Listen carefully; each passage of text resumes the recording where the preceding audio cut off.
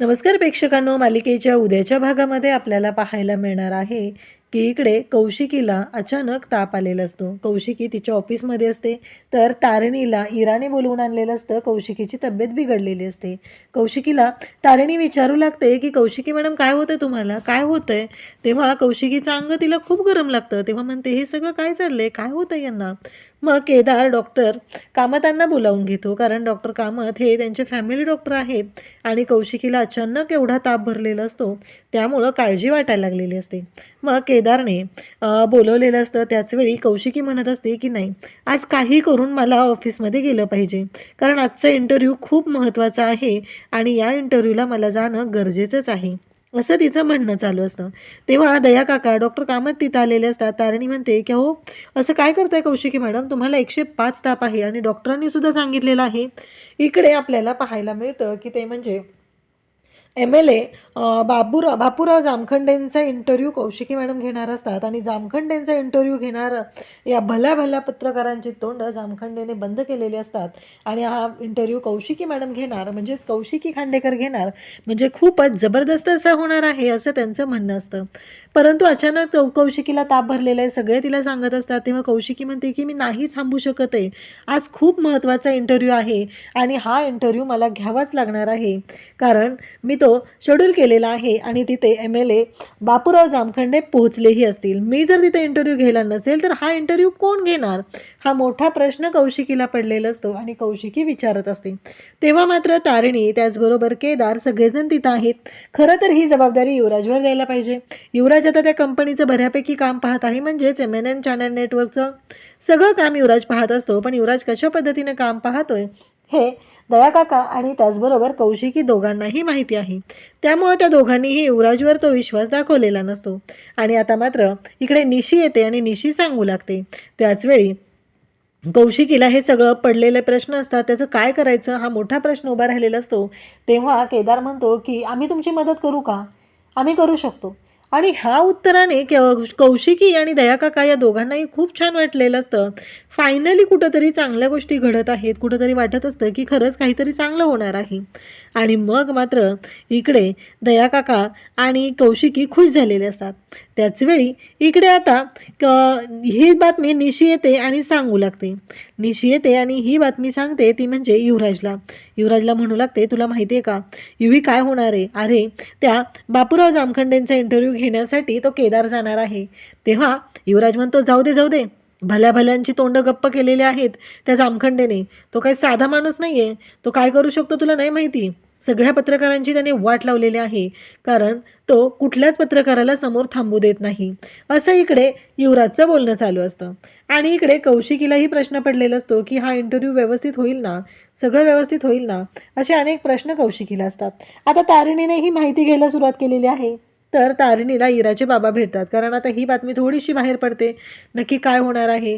आणि आता स्टडी तर केला पाहिजे, इंटरव्ह्यू घ्यायचा आहे म्हणजे त्या माणसाबद्दलची माहिती आपल्याला हवी आहे. आणि असं म्हटल्याबरोबर आता तारिणी आणि त्याचबरोबर केदार, खरं तर हा त्यांच्या एक मिशनचा भागसुद्धा असतो आणि दोघंही फुल तयारीला लागलेले असतात की काही झालं तरीही तयारीनिशी आपल्याला मैदानात उतरायचं आहे, एवढंच त्या दोघांचंही चाललेलं असतं. मग इराच्या बाबांनी बापूराव जामखंडेच्या सगळ्या कारस्थानं म्हणजे आतापर्यंत केलेल्या काळ्या कामांच्या फाईलीच इकडे तारिणीला दिलेले असतात. आणि मग इराच्या बाबांनी हे सगळं दिल्यानंतर तारिणीला सांगितलं जातं की यात सगळा बापूराव जामखंडे जो आहे ना, त्याचा सगळा काळा चिट्टा भरलेला आहे आणि या सगळ्याचा वापर कर, असंही सांगितलं जातं. आता मात्र इकडे तारिणी आणि त्याचबरोबर केदार या दोघांनाही सगळी माहिती मिळालेली आहे. दोघंही फुल तयारीत आहे. पुढं काय करायचं, कसं करायचं, या सगळ्या गोष्टींचा विचार झालेला असतो. त्याचबरोबर इकडे तारिणी आता दया काकांकडे ते त्यांनाही विचारू लागते. बऱ्याचशा गोष्टी तिलाही जाणून घ्यायच्या असतात, म्हणून ती आता ह्या सगळ्या गोष्टी विचारत असते. तेव्हा दया काका म्हणत असतात की काळजी करू नको, मी सांगतो. आणि मग दया काकांनी काही माहिती सांगितलेली असते. त्याचवेळी तारिणी त्यांच्याबरोबर बोलून आणखी माहिती काढण्याचा प्रयत्न करत असते, ती म्हणजे JPC मेडिकल फॅक्टरी जी आहे नक्की काय झालेलं आहे. तेव्हा दया काका तिला सांगू लागतात की खरं तर ना, मी एक नवरा म्हणून हरलेलो आहे, एक कंपनीचा मालक म्हणून, आता बाप म्हणून एक संधी आहे. आता बघूया त्याच्यामध्ये काय होईल ते. हे सगळं सुरू झालेलं असतं. तेव्हा अचानक ती जे-पी-सी मेडिकलबद्दल विचारायला सुरुवात करते. तेव्हा मात्र दयाकाकांना धक्काच बसलेला असतो. दयाकाका म्हणत असतात की हे सगळं काय चाललंय आणि ही असं काय विचारते. हा प्रश्न दयाकाकांना असतो आणि ते खूप घाबरलेले असतात. ते काहीच बोलत नाही आहेत आणि त्यांना घाम फुटलेला असतो आणि ते आत निघून जातात. तेव्हा मात्र तारिणी त्यांच्याकडे येते. त्यांना म्हणत असते की ठीक आहे, कारण आता त्यांची तब्येत तर बिघडलेली आहे, तर त्यांना अचानक आपण त्रास नाही देऊ शकत ही गोष्ट तारिणीला माहिती असते. म्हणून तारिणी त्यांना जायला सांगते. परंतु ती केदारबरोबर डिस्कस करत असते. आता बरेच मुद्दे निघालेले असतात. काय करायचं, नक्की कशा पद्धतीने हे सगळं हँडल करायचं आहे, हा सगळा विचार तिच्या डोक्यात सुरू झालेला असतो. आणि त्यासोबतच इकडे आपल्याला पाहायला मिळतं की केदार मात्र तारिणीला म्हणत असतो की फायनली आपल्या हाती काहीतरी लागणार आहे, या मिशनच्या संदर्भात आपल्या हाती काहीतरी लागणार आहे, असं केदारचं सुरू असतं. तेव्हा तारिणी म्हणत असते की हो, आपण तयारी तर तशीच केलेली आहे, पण बघूया परिस्थिती कशी असेल, आपण कशा पद्धतीने या गोष्टी हँडल करणार आहोत, हे आपल्याला शांतपणे पाहावं लागणार आहे, असं तिचं चाललेलं असतं. आणि सगळे मुद्दे मांडायचे, व्यवस्थित मांडायचे, कशा पद्धतीने मांडायचे, ही सगळी तयारी केलेली असते. खरं तर सगळ्यांना वाटत असतं की केदार म्हणजे एक साधा, एक 10-15 हजारावरती नोकरी करणारा मुलगा. परंतु यांना कोणालाच माहिती नाही आहे की केदार एक पोलीस ऑफिसर आहे आणि तो टीम तारिणीचा भाग आहे, म्हणजेच जो स्पेशल फोर्स जो आहे त्या युनिटचा भाग आहे. ही गोष्ट कोणाला माहिती नाही आहे. त्यामुळे सगळ्यांना असं वाटत असतं की केदार कशा पद्धतीने ही परिस्थिती हँडल करेल. पण खरं तर केदार ही जी परिस्थिती आहे ती खूप छान पद्धतीने हँडल करणार असतो, ज्याचा विचारही कोणी केलेला नाही. आणि इकडे तारिणी आणि केदारची फुल तयारी चाललेली आहे, फुल प्रिपरेशन चाललेलं आहे. कशा पद्धतीनं काय करायचं आहे, नक्की पुढे कोणता विचार करायचा आहे, आपण ही परिस्थिती कशी हाताळणार आहोत, हे सगळं त्या दोघांचंही चाललेलं असतं. तारिणीने सगळे मुद्दे काढलेले असतात आणि आता यामध्ये तिने नाव लिहिलेलं असतं, ते म्हणजे दयानंद खांडेकर. म्हणजे तिचा जो बोर्ड आहे त्याच्यावरती तिनं सगळं लिहिलेलं आहे. तिच्या आईच्या बाबतीतली घडलेली घटना, तिच्या काकांचा झालेला खून, हे सगळं तिनं लिहिलेलं असतं.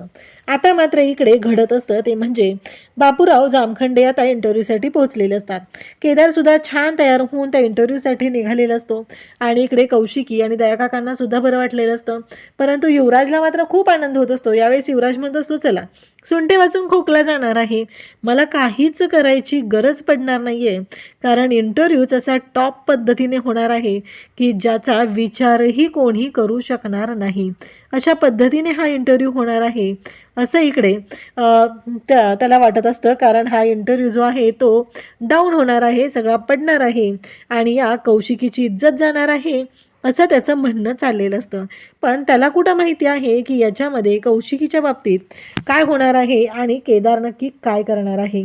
खरं तर ही परिस्थिती केदार खूप छान पद्धतीने हाताळणार असतो आणि त्यासोबतच इकडे आता इंटरव्ह्यूसाठी जामखंडे आलेले असतात. जामखंडे इंटरव्ह्यूसाठी आलेले आहेत. केदार त्यांचा इंटरव्ह्यू घेण्यासाठी सज्ज झालेला आहे आणि तरीही केदारने एक जबरदस्त अशी गोष्ट केलेली असते आणि ती म्हणजे जेव्हा जामखंडे इंटरव्ह्यूसाठी येतात तेव्हा केदार सुरुवातीला अगदी गडबडतो. खरं तर हे सगळं केदार आणि तारिणीचं नाटक असतं, कारण जामखंडेंना स्वतःचा ओव्हर कॉन्फिडन्स दाखवायची एक संधी दिली पाहिजे.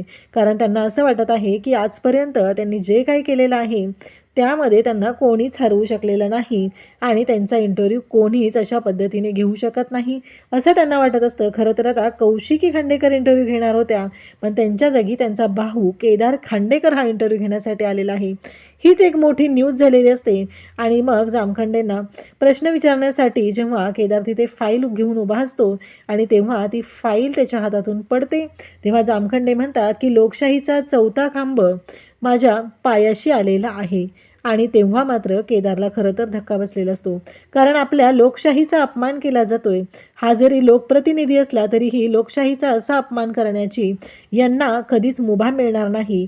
एकतर केदार हा पोलीस ऑफिसर आहे आणि त्यात जेव्हा ह्या सगळ्या गोष्टी अशा पद्धतीने घडत आहेत तेव्हा मात्र केदार पेटून उठलेला असतो आणि असे प्रश्न विचारतो. जामखंडे तर शॉकच होतात, त्यांना कळायचंच बंद झालेलं असतं, त्यांची बोलती बंद झालेली असते आणि सगळीकडे चर्चा झालेली असते ती म्हणजे केदारने घेतलेल्या इंटरव्ह्यूची. ज्या पद्धतीने केदार इंटरव्ह्यू घेत असतो त्या पद्धतीने खरं तर जामखंडेची वाट लागलेली आहे आणि जामखंडेला कळायचं बंद झालेलं आहे. कौशिकी, दयानंद काका, तारिणी तर केदारसोबत तिकडेच गेलेली असते. कौशिकी, दयानंद काका सगळेजण हा इंटरव्ह्यू पाहत असतात. त्यांना सगळ्यांना खूप छान वाटत असतं. कौशिकीला तर अभिमान वाटत असतो, कारण आजपर्यंत असा इंटरव्ह्यू, एवढा छान इंटरव्ह्यू कधीच झाला नव्हता, असं तिचं म्हणणं असतं. आणि आज केदारमुळं एवढ्या चांगल्या पद्धतीने हा इंटरव्ह्यू झालेला आहे, असं कौशिकीचं म्हणणं आहे. अशाच अपडेटसाठी चॅनलशी कनेक्ट राहा. थँक्यू.